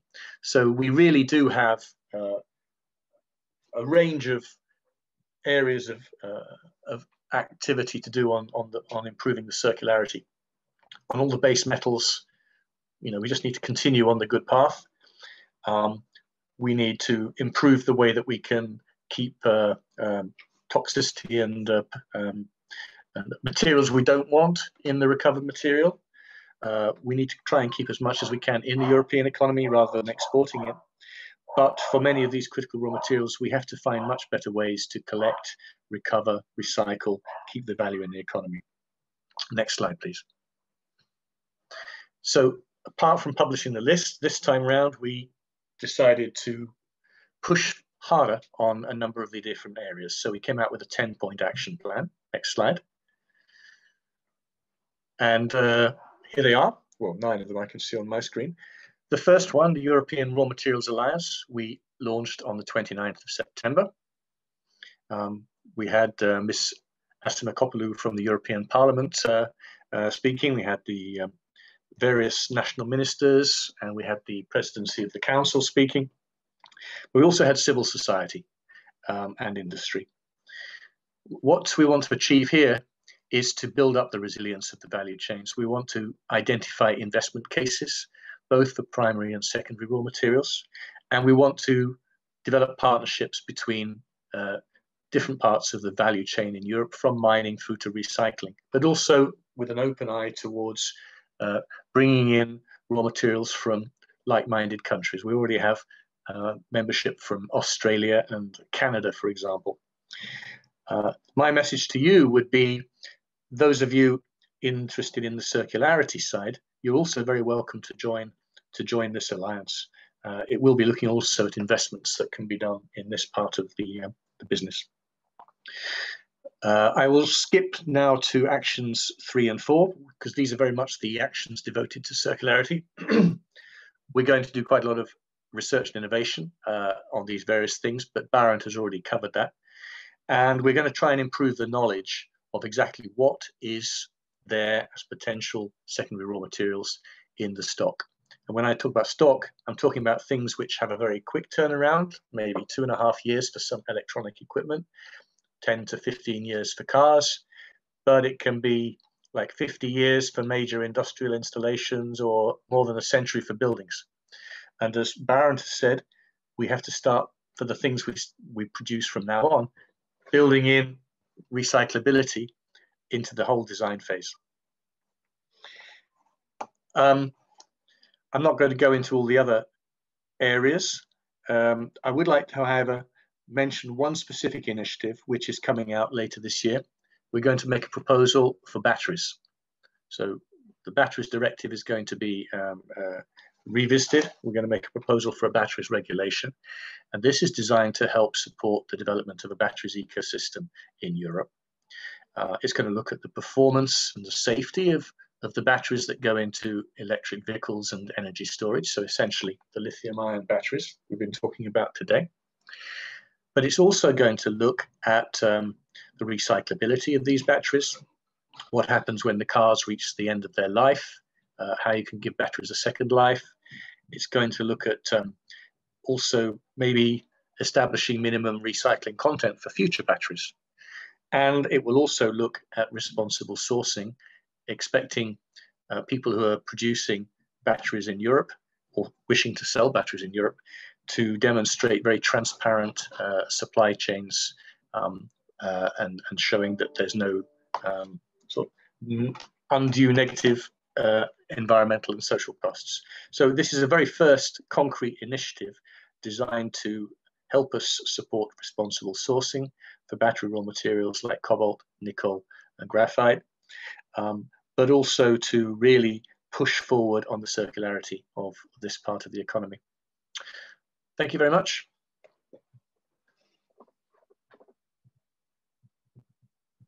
Thank you so much. Now that you mention it, I remember your participation in the presentation of our periodic table in the European Parliament. You gave a very interesting talk then, now also, and we are, as EuChemS, we are always very grateful because whenever we call you, there you are. So thank you for then and for now. Thank you very much.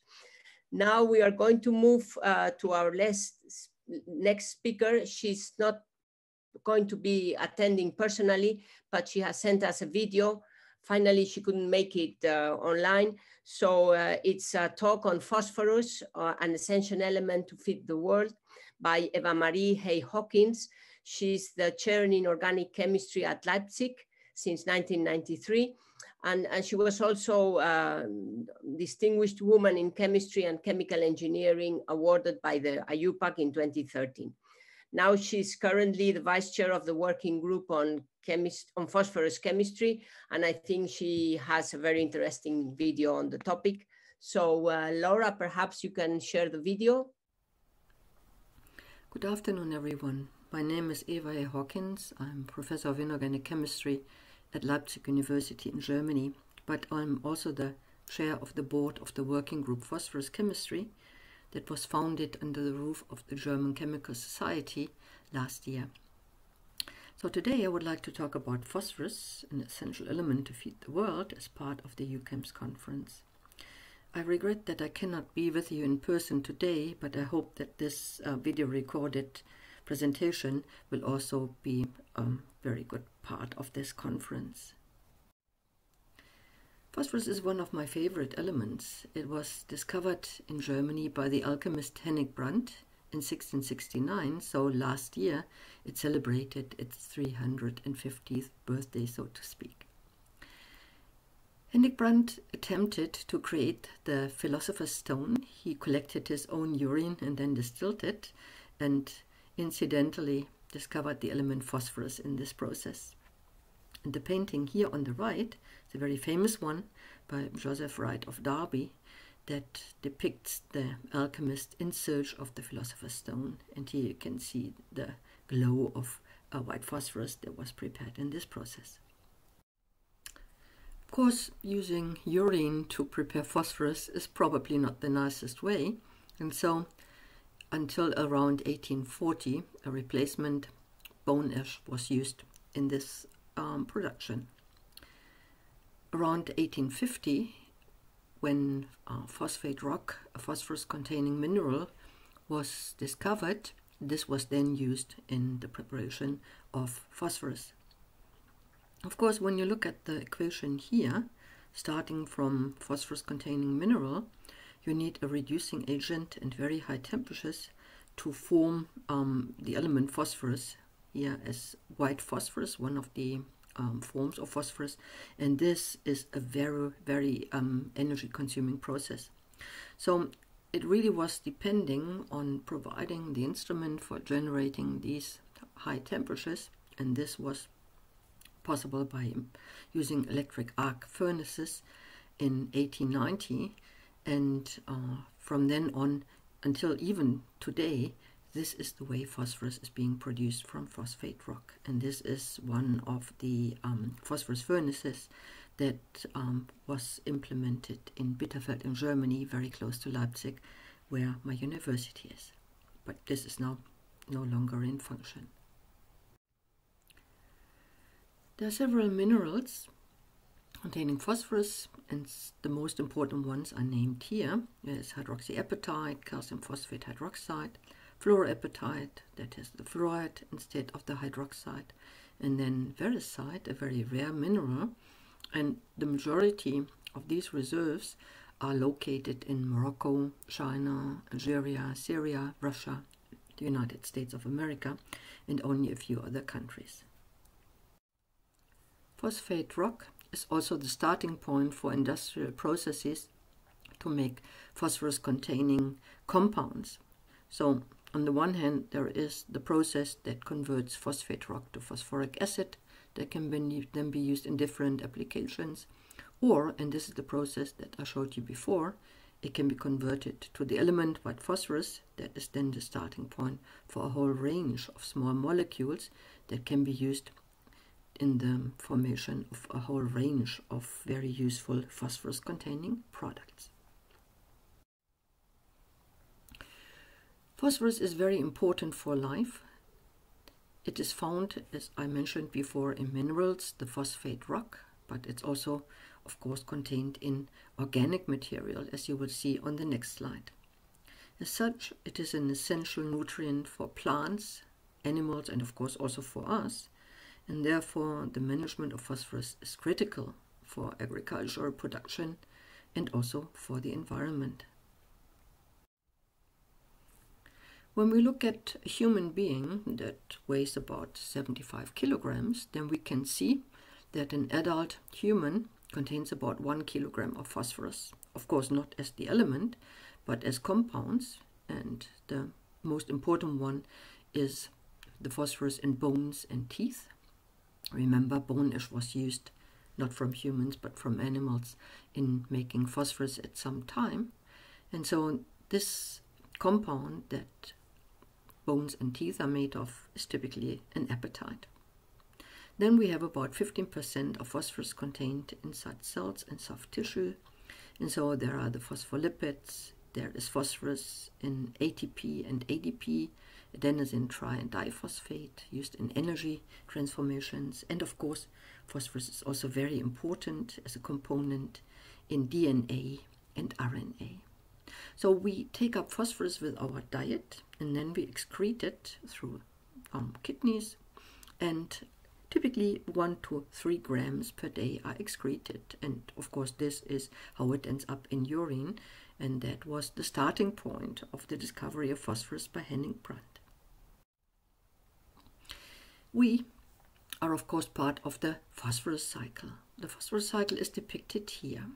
So you can see that phosphate is contained in soil and is dissolved in water to a certain extent and is thus bioavailable. So Phosphate in water is, for example, taken up by algae or phytoplankton. Phosphate in soil is fixed into organic phosphate by plants, and then fish or animals, they consume algae or plants and thus get their phosphorus with their diet. We as humans, we are eating plants and we are eating animals, and so this is how we take up our phosphate with our diet. And then phosphorus is excreted again by animals. It is converted into biomass by decaying plants, and so this is how this cycle is then started again.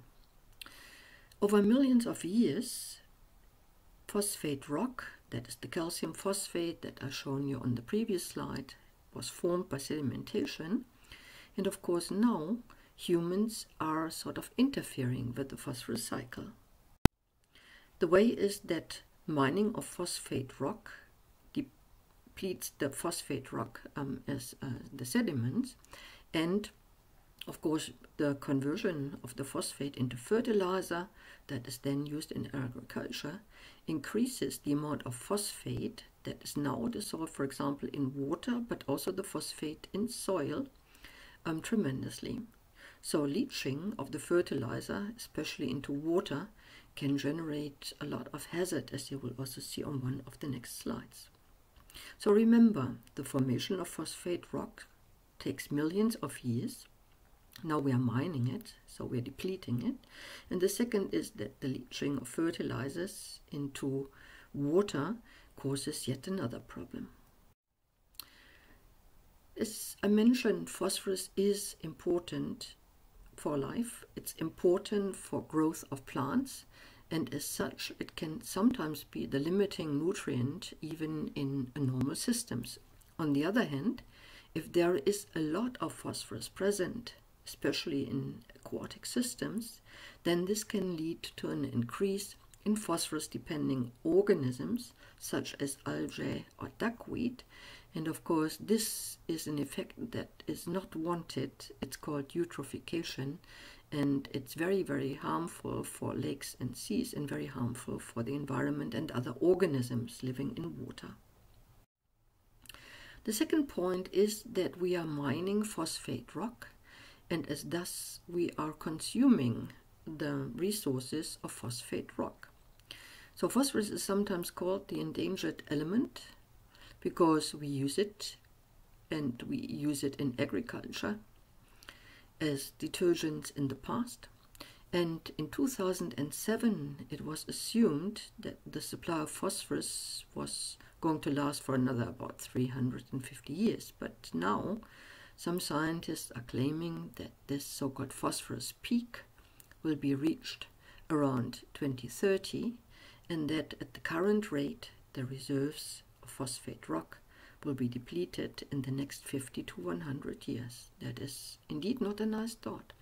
Remember, phosphorus is not lost. It will always be there, but we are using up the resources, the minerals that we can mine, and we are sort of spreading phosphorus in the environment in many different ways. Personally, I very much like this periodic table of the elements that was published last year by EuChemS, and it shows the 19 natural elements that make up everything. You can see phosphorus here depicted in yellow, indicating limited availability and future risk to supply, as I just pointed out. Already as early as 1974, Isaac Asimov has made some very important remarks on phosphorus, mentioning that there is no replacement for this element. And I've just given two quotes here that I find quite appropriate in this context. The first one is that life can multiply until all the phosphorus has gone, and then there is an inexorable halt which nothing can prevent. And the second is, we may be able to substitute nuclear power for coal, and plastics for wood, and yeast for meat, and friendliness for isolation, but for phosphorus there is neither substitute nor replacement. So, if there is no phosphorus, there is no food, and without food there is no life. This almost brings me to the end of my talk. Phosphorus is certainly one of the most versatile and fascinating elements that you can think of. And today I've only covered that part that is related to phosphorus and life, phosphorus to feed the world, phosphorus in agriculture, but there is definitely a lot more than this element can be used for. On the other hand, mankind is facing tremendous challenges for the future related to this element. You saw the periodic table of the elements published by EuChemS. So it's not only phosphorus, but for me and our working group, of course, in phosphorus chemistry, this is closest to our heart. There are several institutions and organizations who are looking at sustainable use of phosphorus, and I'm only mentioning a few here. There are many, many more. One, for example, is the European Sustainable Phosphorus Platform. The link is given here. Or in Germany, there is the Science Campus on Phosphorus Research, founded by the Leibniz community together with University of Rostock. And again, this group is looking at the sustainable use of phosphorus, but also on environmental impact. And last but not least, to name really but a few of these organizations looking at phosphorus chemistry and sustainability, there is our working group on phosphorus chemistry that was founded under the roof of the German Chemical Society, and this is the link to our network. So, to sum up, phosphorus is a really amazing element. It is very, very useful, and of course for life, as I pointed out, in agriculture. I have not really talked about pharmaceuticals or biochemistry that are also directly related to life. The sustainable use of phosphorus and recycling of use is becoming more and more important, and there are several networks who are looking at recycling phosphorus from waste. In our working group, we are mainly looking at the sustainable use or the use of phosphorus as such, activation of phosphorus, but also use of phosphorus in homogeneous catalysis, in materials as organic light emitting diodes, but also as flame retardants, building blocks, or photoinitiators. So there is a lot of chemistry that is related to phosphorus, and if you want to learn more about this, please have a look at our website. I wish you an interesting congress that I, unfortunately, as I mentioned, cannot participate in personally, and I thank you for your attention. Thank you. We will have to thank Professor Hey-Hawkins, although it's true that the sound was not perhaps as loud as it should be, but I think we managed all to follow this comprehensive overview of such a fascinating element as phosphorus. Now we are going to move to our next speaker, Marco Arlorio, who's going to speak about high-value food ingredients from agri-food byproducts and waste. Marco Arlorio is professor of food chemistry at the Università del Piemonte Orientale in Novara, Italy. He's a member of EuChemS, a very proactive member of EuChemS. He has served as the food chemistry chair of the division, and he was also a former member of our executive board. And his interests in research are focused on food quality and food safety assessment, on which he's a real expert. So Marco, we are very happy to have you with us today, and the floor is yours. Thank you very much, Pilar, for this beautiful presentation. And we move towards food area. I'm a food chemist, so I would like to address some few words in 10 minutes regarding the impact of circular economy in food and nutrition areas. And then I will show you two different examples of recovery of high-value prebiotic oligosaccharides from byproducts from biomasses, very useful for food and nutraceutical applications. So I would like to start with this concept, the quality of food. Many different parameters affect the quality of food. So we can talk about ethical quality, aesthetical quality, functional quality, authenticity, but I think that the safety concept and of course also the nutritional profile are very important. So we have to consider a very complex and multidimensional concept of quality. And this is very important regarding also ingredients and food that we can obtain easily today, exploiting the circular economy approach. So I think you know very well that foods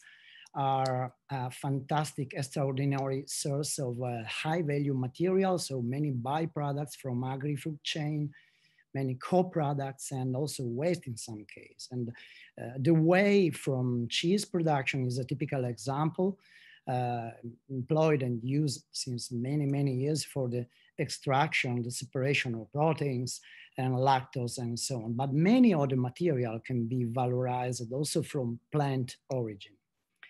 And I would like also to highlight that putting together two different concepts, so the green chemistry with the so-called bio-based approach, we can probably obtain some useful solution. So establishing reliable and sustainable, first of all, and appropriate supply chains of biomass, byproducts, co-products, and waste streams, and so building a sort of wide network of biorefineries in Europe. And this is the cool topic today, European Green Deal. So the green approach is, of course, very, very important also regarding food, regarding nutrition. So the safe use of chemicals and, you know, the energy efficiency, the reduction of derivatives, and also the catalysis. So also considering the biocatalysis, considering the discover and also the use of different enzymes in order to valorize the biomasses. But when we try to put together different kind of processing, and so I mean extraction, fractionation, identification, concentration of new bioactive products, well, sometimes we completely modify the molecular profile of the material. And this is a problem, this is a gap today in Europe, fancy with the problem, with the concept of novel ingredients, novel food, according to regulation 2283. And I would like to remember that novel food is a food that or ingredient that had not been consumed to a significant degree by humans before May 1997.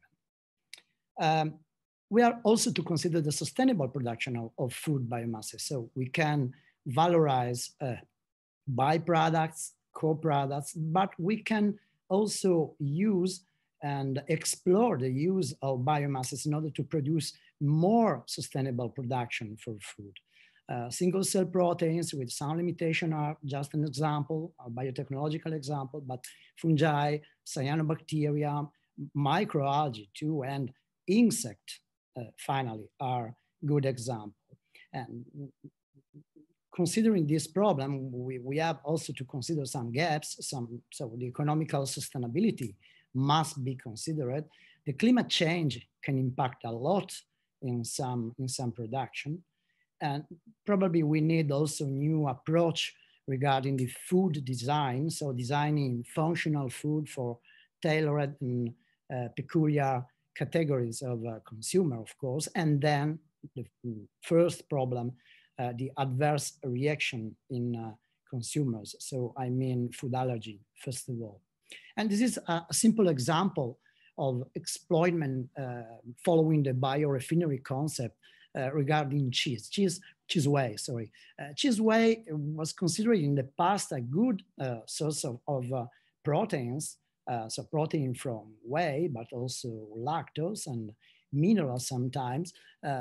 All these compounds are very useful in food and both in food and pharmaceutical industry, but probably we have to explore more than this.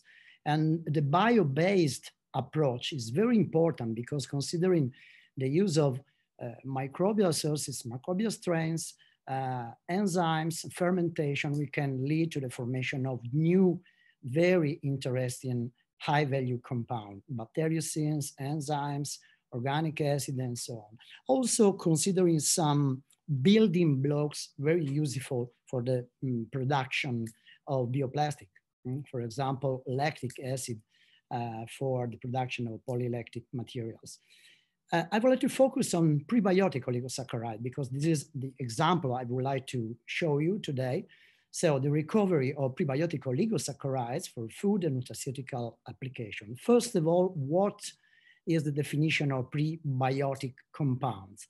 Prebiotic compounds is considered a non-digestible food ingredient that is able to beneficially affect the host by selectively stimulating the growth and or the activity of one or a limited number of bacteria in the colon.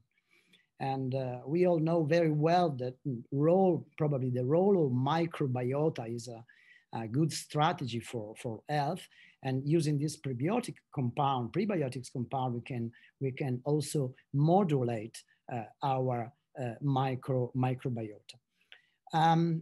What is the gold standard? The gold standard is represented by the human milk prebiotic compounds, very complex oligosaccharides, sometimes also branched oligosaccharides, not so simple to be synthesized using organic chemistry, so the classic synthesis.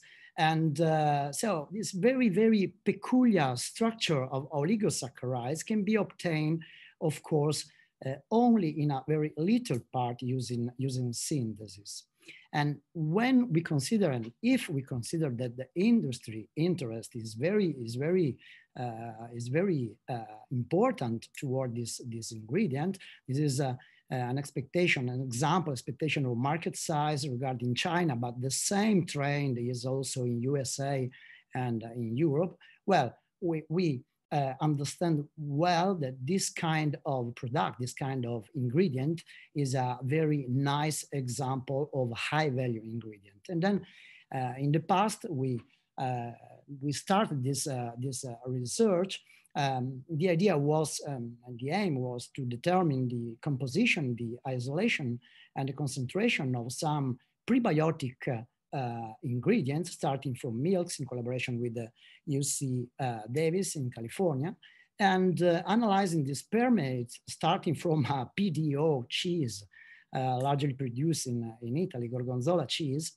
We obtained the identification of different new oligosaccharides with prebiotic capacity, and 7 oligosaccharides showed exactly the same composition when compared to the human milk oligosaccharides. So whey can be considered a very important source of bioactive compounds. And this example is very important because, you know, bovine oligosaccharides derived from whey, from milk, are very, very similar when compared to human branched oligosaccharide, and very different to other oligosaccharide commonly used in food formula, for example, galato oligosaccharide or fructose oligosaccharide. So using these ingredients, we can boost and we can show easily that the growth of probiotic microbial strains are boosted a lot. So when we compare with a normal media here in yellow, we can observe a very interesting boosting effect. So we have shown this prebiotic activity in a selective manner. And this is just another example, another biomass, very important for our country. So we are talking about pomace derived from wine making process. Well, we are studying the seeds, we are studying the composition of the seeds, the isolation of oligosaccharides with prebiotic properties from these seeds, and in a very, very simple manner, simply eliminating, extracting the oil. This is the first product starting from grape seeds. We set up a sort of new, very simple method to extract and to isolate these compounds. So also in this case, different fraction, more or less rich in oligosaccharide, we are now scale up this kind of process, were able to improve the growth of lactobacillus. So in this case, using lactobacillus acidophilus, sorry. And the yield was interesting because the 1% starting from the fatty grape seed is not so bad. And what about the residual part? Well, the residual part is a very nice example of common dietetic fiber. So we can use as a fiber ingredient in different foods, as you know very well. There are also some specific nutritional claims permitted in Europe. And so this is a good example of complex biorefinery exploiting the material in a complete way, in a very functional and complete way. So concluding, prebiotics are just an example of high value functional ingredients. There are many, many other examples, many other molecules with very interesting properties. The recovery of the fiber with a prebiotic activity, so is a nice example of application of circular economy and also green chemistry and bio-based techniques. There are some gaps, principally the scale up of the process, the optimization of the process. And we have also to face with this problem of novel ingredients in Europe. And personally, I think that more effort can be addressed also, and especially at industrial scale, in order to boost the real application of the circular recovery. So I mean the transfer from the lab scale to the industrial scale. This is very important. So thank you very much for your attention.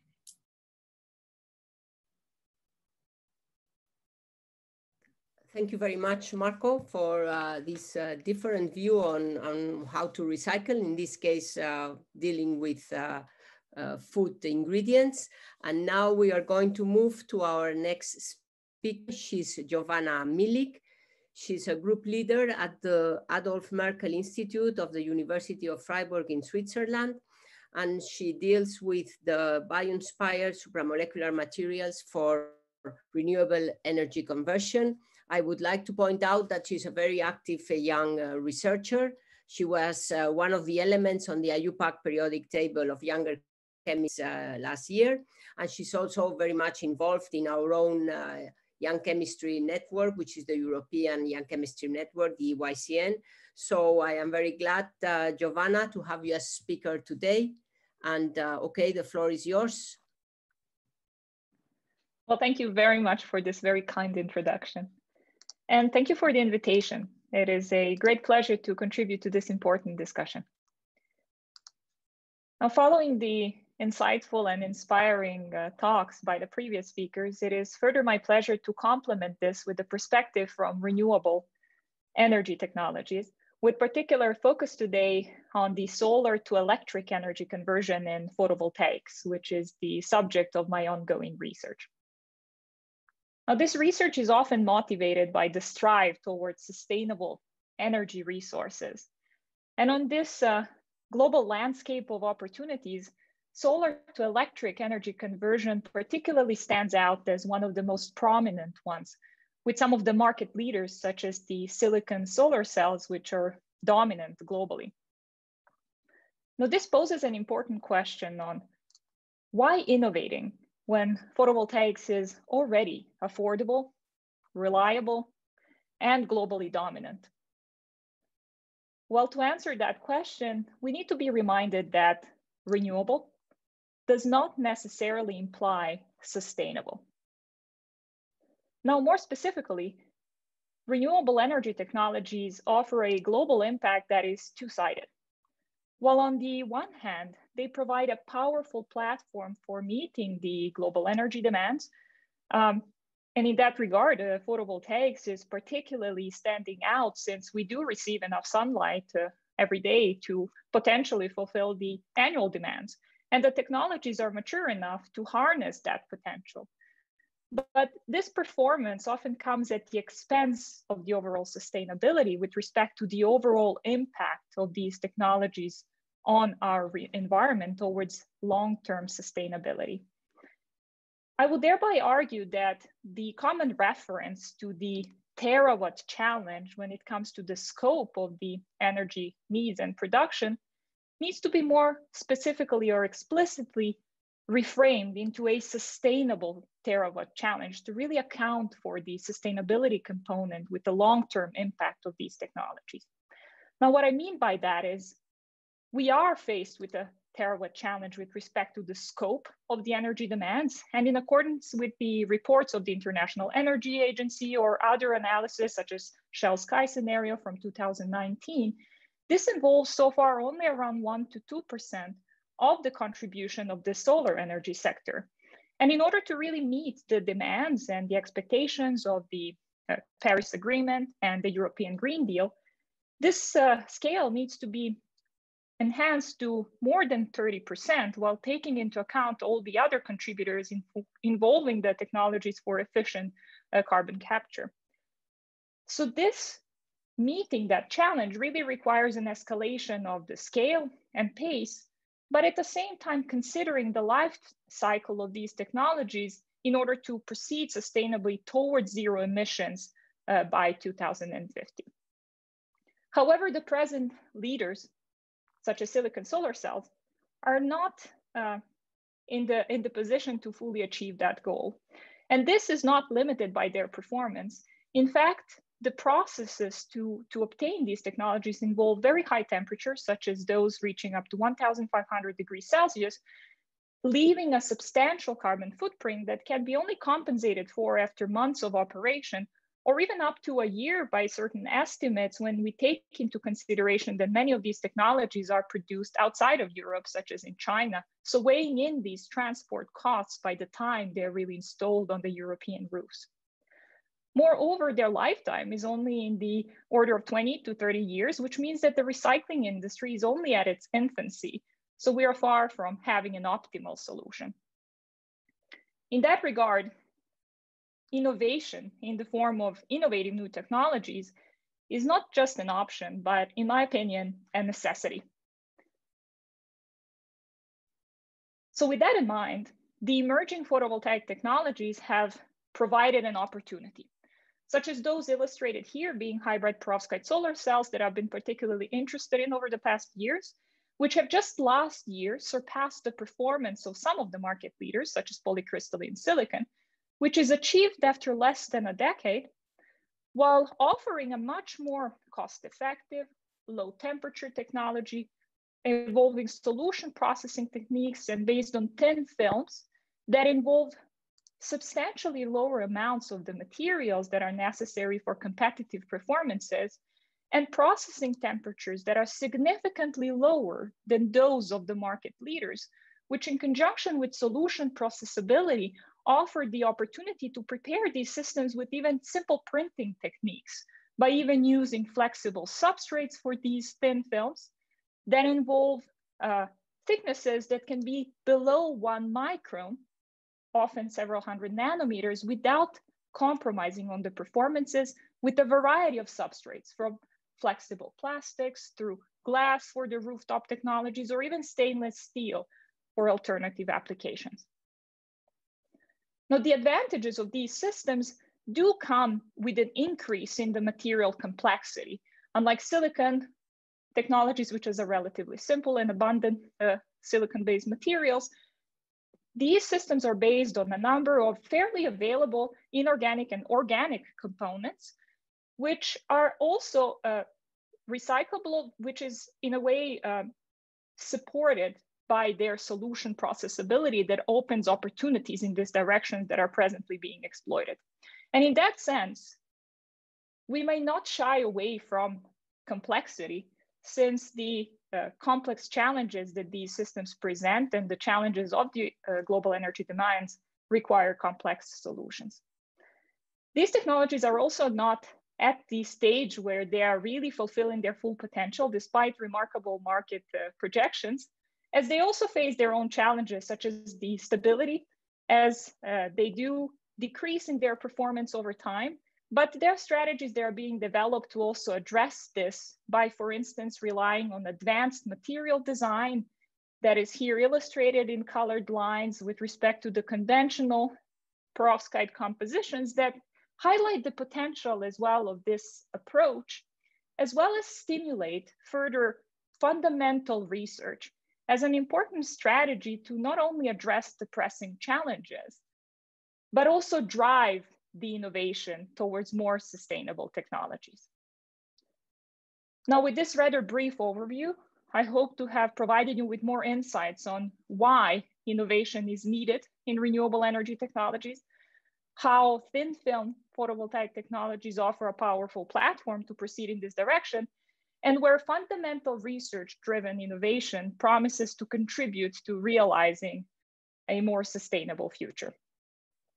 I am optimistic and very grateful to and honored as well to be part of this emerging new generation of early career researchers that are actively working with a number of sustainability goals, including the European Young Chemist Network, the International Younger Chemist Network, as well as the Green Talents programs, who jointly contribute to a more hopefully sustainable future.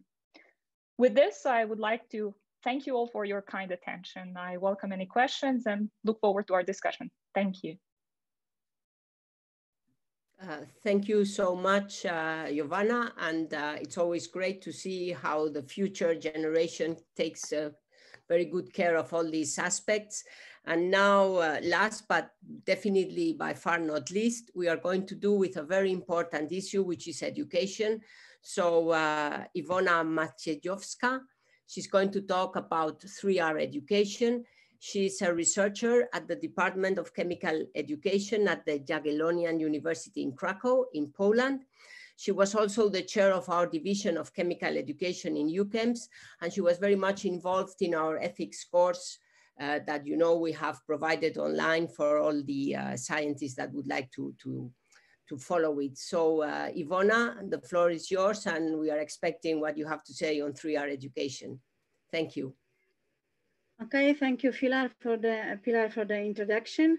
I can promise you more questions and answers. I'm not sure if you will be happy with it, but it is education. It is nowadays education. The first one, okay, is do we really feel a need to widen educational efforts? And do we feel a need to educate all levels of society? Or maybe it's enough to have the education at schools and in educational systems. Do we feel a need to raise awareness about limits of material resources and to implement circular economy, or it is just the issue of small cycle and society of researcher and maybe a policymaker? There is one issue. Let's imagine an average couple, you know, the young citizens who like to know something about raw materials. And what they may know from about the topic from the media, there are mostly those four issues like clean air, clean water or water as such, fossil fuels and biodiversity. And to be honest, it's more or less everything. They can meet really cognitive mess and a lot of simplification and misconceptions in mass media and social media. I will give you only two examples. One is the website, which tell them that resources will run out, and it's mostly about iron, lead, copper, gold, and that time period like several dozen of years. On the opposite side, Forbes informed them that the world will never run out of oil and gas and some others materials. There's only the case of the price, on the question about the price. What do we do when we need new information and knowledge? We look for the Wikipedia. So I opened the biogeochemical cycles in two languages, and you can see that the knowledge behind differs. So the knowledge our young couple received or will search and will find in the internet depends on the language they use. What shouldn't be in European Union from my point of view. So the English biochemical cycles, there are a lot of elements which undergo that. In the Polish version, there are only a few of them. Okay, and when we ask our average citizen about the raw materials, for sure they will point that heavy and light rare earth elements and platinum groups metals, mostly because of the price. From the other side, and in opposition to that, they will probably never think about natural rubber, graphite, bauxites, and phosphorus rock, means natural, from their point of view, natural substances as something what could be limited and could disappear in the time period we can imagine, for example, in our lifetime. So maybe they remember, our couple remember something from the textbook, or they have children, so they can read about it and they can extend the knowledge. So what do we find in the textbook? Okay, the nice thing is that the oil is not more only the fuel, but it is also the material for production, for example, of polymers. But when it comes to recycling, it's mostly those basic issues like metals, only iron and aluminum in many textbooks are mentioned, paper, glass, plastic. Yeah? And to be honest, I looked through several textbooks in several countries, and much more about environmental issue you can find in the geography and earth sciences than in chemistry lessons. And I also like to tell you that the content of the textbooks strongly depends on the country. It means some citizens will be much better educated towards circular economy, renewable energy sources, raw materials, etc., than in some other countries. What is, from my point of view, not fully fair. Okay, so let's come to us. What are we? We are researchers, chemists. We are teachers, instructors, supervisors at the research institutes, at the universities, in the workplace. We are, of course, technologists and members of industry or owners of industry. We are policymakers, some of us. We are also citizens and parents. So look around, just simply look around and ask more questions.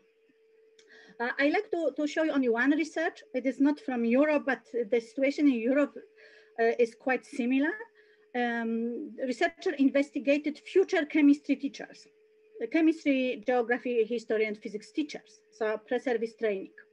They undergo pre-service training, majority of them at our universities. It means at the Department of Chemistry or at departments of pedagogy with chemical courses. And as you see, chemist future teachers, they have extremely high knowledge and relatively low awareness of environmental issues. So why is this? The authors suppose that there is maybe due to the lack of environmental education in the chemistry learning materials, what I fully agree and support. We teach chemistry without context in many cases. I know that in Germany you have chemistry in context, but in many countries there is just something like last paragraph in the textbook.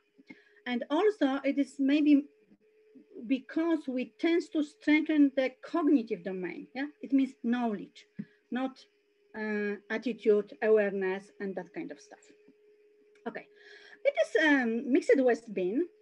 I saw in one of the chemical department, chemical faculty at one of the universities. And what you see here, PET bottle, styrofoam cup, polypropylene lunchbox. And the bin for segregated plastic waste is located about 40 meters. I think it is our task to reflect why it is so, why those plastic elements are in that mixed waste bin. Another issue, very simple. I really like to make that talk very simple, but hopefully touching. So, don't your families buy helium balloons for NSA ablation? I hope no. So it would be great. But what about your neighbors? What about your colleagues? what about children in the kindergarten when your children or your grandchildren attend the classes or the afternoon activities?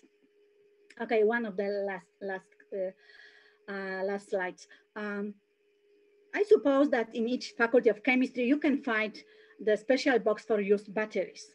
Yeah? But do everybody in your families and surroundings know where those boxes are located? And even more important, do they know the reason for collecting batteries? I look through the textbooks and the main reason is not the recycling, but because the nickel, cadmium, lithium are harmful metals. So we just forget, we omit that idea of recycling of something else than paper, glass, and plastic in our education. So even I promise you a lot of questions, then I think there is no question mark. There is an urgent need to widen educational efforts. There is the urgent need that we all chemists and people that are interested in the topic go out of our classroom, out of our laboratory, out of our industry, and spread and disseminate that knowledge and develop the awareness among all level of society, and especially stress that circular economy, not only the harmfulness of chemical compounds, but what the chemistry can do for environment, which chemistry processes can help in circular economy. And from my point of view, yes, it is our job. Even we are not educated as teachers, not all of us. Even not all of us are university lecturers. It is our job. Thank you very much. Thank you very much, Iwona, for highlighting the importance of education and our own responsibility in all these issues. And now, okay, we have some time for questions, but before I move to the questions, let me just tell you that some of you have already asked, but of course there's a recording of this session, so it will be available, and the presentations will be also available once we have the corresponding permissions of all of the panelists. So some of you have asked this. Yes, you will be able to get the material. Now, from what I have managed to follow, there are some questions issued or targeted directly at some panelists, and others are more for anyone in the panel. So I'm going to start with those that are addressed to a certain speaker. I will do it in the order of your intervention. So I am sure, or I'm not sure whether, Nicola, you have seen the question addressed to you.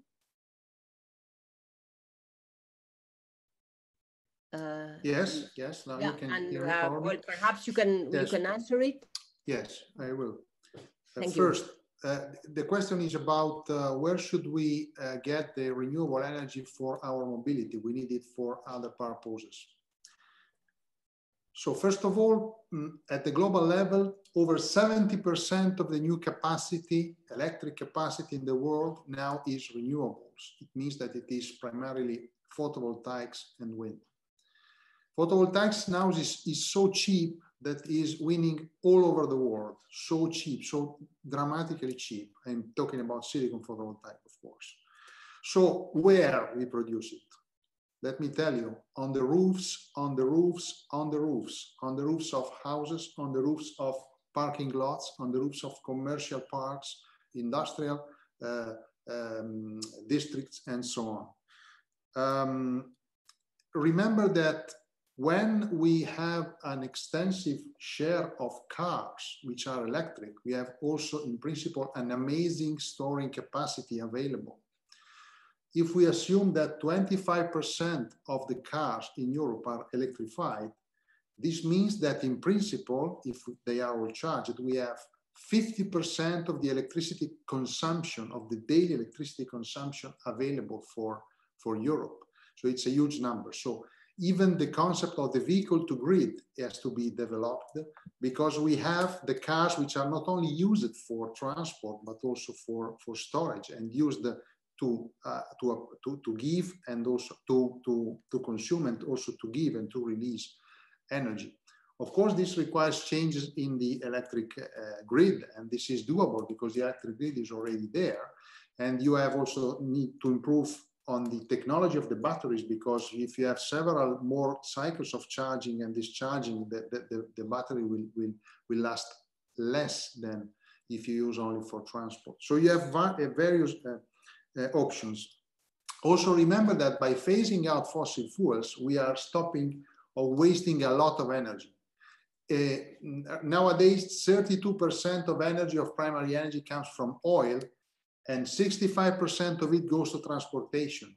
And 80% of that 65% is wasted as heat. So this is something that we cannot do anymore. So if we switch from fossil fuels in transportation, we can save a lot of primary energy and maybe use it for a different scope. This is very important. And let me highlight it again, finally, one part of the story, a very important part of the story. Electricity transportation is not the solution, it's one part of the solution, okay? Because we have various options. And for sure, for example, electricity is good for light-duty vehicles, but it's not it's not reasonable to think about it for heavy-duty vehicles, for lorries, for trains, for ships. And so you have to think about alternative fuels, as it was discussed by Nicolas, and you have to think about hydrogen. Okay, so it is one part of the solution, but it's a very important solution and a very flexible solution we have to make. But to answer to your question, you have plenty of room to produce electricity by photovoltaics, a lot of it, a lot of potential, and it's very cheap now. Okay, thank you very much, Nicola. The second question was posed to Barend Verachtert. Are you willing to answer the question on how it is possible to implement a new policy when part of the production is performed outside Europe? I will indeed, Pilar. And there was also another question that I will deal with, and then I will have to leave, unfortunately. So there was a question on, in the context of new policy developments. Now that is all nice and well to do it at the European level, but how can we do that if we do not take account of what is happening in other regions of the world? And I think that's an extremely valid remark. I think a very good example was actually given by the previous speaker on how to go about this. So I will focus now on what Horizon Europe can do in this sense. So Horizon Europe is an next framework program for research and innovation. It's very much going to be a program that is going to be open to the world. I mean, this is a great addition of the research community to work across borders, to collaborate, to create level playing fields. So this, in a way, research innovation has always been at the avant-garde at further integration across borders. So, and evidently, Horizon Europe is going to play a role in that as well.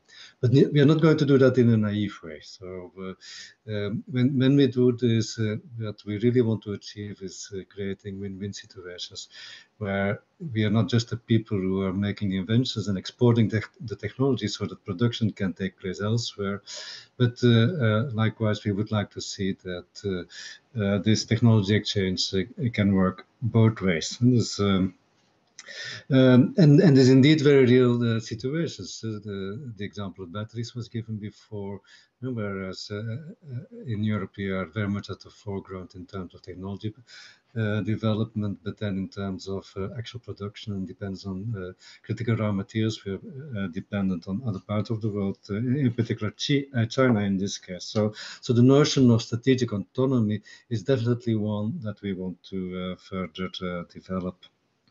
There was also a question on what role early career scientists can play in contributing to a sustainable future. And I think it's a very appropriate question. It was asked by Antonio. Actually, I was very happy to see Jovana on the panel today. Jovana was one of the people that we had invited during the recent research and innovation days that we organized to give a kickstart our thinking on Horizon Europe and more in general, to our thinking in terms of research innovation policies. We had a session there on sustainable by design, and Jovana was one of the panel members there. It went very well. And one of the really great outcomes of that session was a very clear conclusion that in order to be successful, in order to have real impact in terms of trying to develop and creating this sustainable future, we do need to bring on board young scientists, not just to come up with bright ideas on what could be the next technological breakthrough, but also to contribute to the policy making side of things. I think the ideas that the younger scientists can bring there are absolutely essential for us to make that happen. And in fact, we have already engaged into discussions with Jovana and her colleagues on how to go about that, and even reaching out to the other side of the ocean. So I really look forward to that. I think it is a very good suggestion, and indeed an essential suggestion to bring on board also our younger minds in the initiatives that we will develop.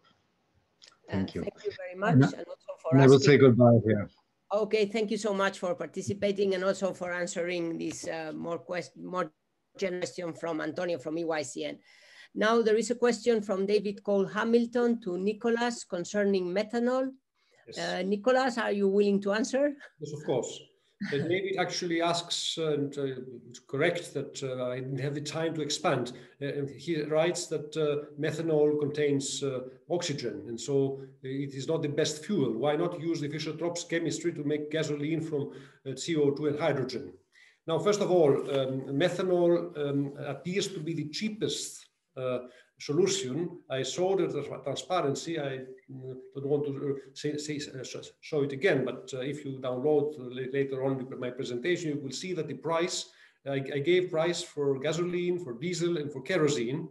Dimethyl ether could also be a solution, very environmentally sound solution, but these are more expensive. And by the way, methanol is being used in China. There are even industrial production of cars to burn methanol. By the way, not sustainable methanol, because they are producing methanol in an unsustainable way at the moment, the Chinese. And another thing that I would like to mention is that this is not only based on George Ola's, the Nobel Prize winner, wisdom. He wrote a very nice book, which I recommend, Beyond Oil and Gas, the Methanol Economy. It's all simply because methanol appears to be the simplest way and the cheapest way. If the free market leads to gasoline, diesel, or whatever, why not? But to address this issue. And another point is, as Nicola correctly said, we add with the combination of electromobility and alternative fuels, versatility, because methanol can be used on board even for cars that are using the fuel cell technology. You don't need to have hydrogen on board. You can have methanol on board, which is much simpler to be fueled. Actually, the system existing would lead to cheaper options if we follow the fuel cell technology. And even in hybrid systems where you have a smaller battery and fuel cell, there are several options. And the internal combustion engine industry, if you do not force them to die, if you tell them that you have the chance to develop better solutions for, especially if we take into account that in Africa and in India and so on, it will not be very easy to sell very many electrical cars. It will be simpler for them to remain in their older technology if we want to give to these people the chance to be sustainable and have sustainable solution for their own mobility. It's an open field for competition.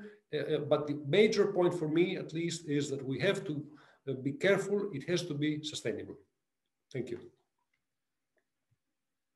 Nicolas, and now there is a question for Christian Hagelüken, which deals with the CRM recovery from mobile phones. Are you there?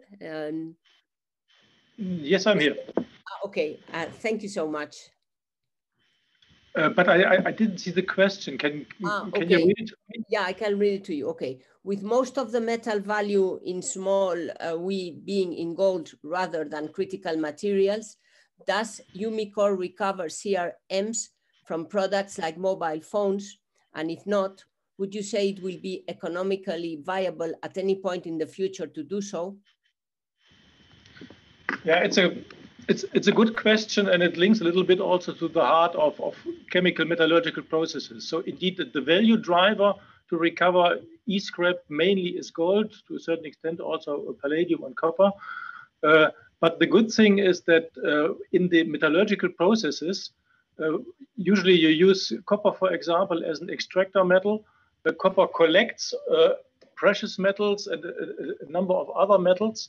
So you have a kind of intermediate copper alloy, and then by electrochemistry, you can separate the copper, you get a residue of precious metals, and then you subsequently you recover the different precious metals. You can also recover tin, you can recover lead, nickel, and so on. So to answer the questions, indeed, we do recover much more than just gold. On this one slide, there was a list of 17 metals. So we recover all the precious metals, including the platinum group metals, which are on the list of critical raw materials. We do recover indium, which is also on the list. We do recover cobalt from the batteries and are in the process also to recover lithium from the batteries. They are also on the list. So yeah, there is more. But there are some elements, for example, the tantalum in very small ingredients contained in the mobile phones, which thermodynamically do not fit into the metallurgical processes. In a chemical sense, they are of very little nobility, so they oxidize, they go to the slag. And there it would also not only economically, but also not environmentally make sense to try to recover it, because you would use overproportional energy to get access to the tantalum, if it's in such small minimum contents in a complex mix. Thank you very much. And okay, since we are a bit short of time, I'm just going to take another question.